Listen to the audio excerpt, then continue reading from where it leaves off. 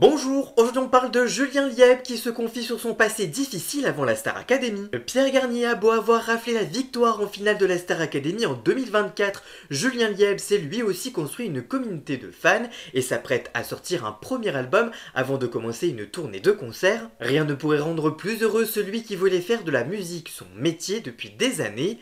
Avant de postuler à la Star Academy, il avait par ailleurs traversé des moments très difficiles dans sa vie.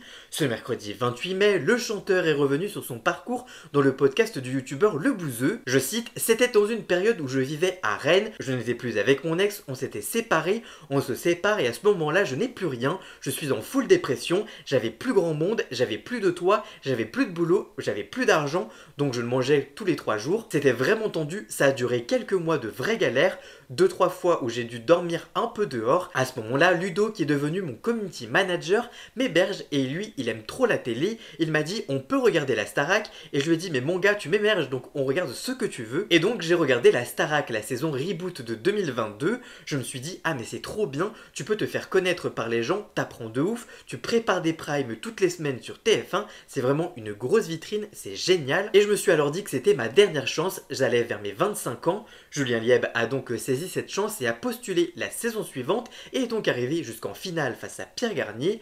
En tout cas vous, que pensez-vous de ces révélations de Julien Lieb? Dites-moi tout ça dans les commentaires. Voilà, j'espère que cette vidéo vous aura plu et informé. Si c'est le cas, n'hésitez pas à la liker, la commenter, la partager sur les réseaux sociaux, à me rejoindre sur tous mes réseaux sociaux et surtout à vous abonner à cette chaîne YouTube. Et on se retrouve très vite pour une toute nouvelle vidéo. A très bientôt, ciao ciao.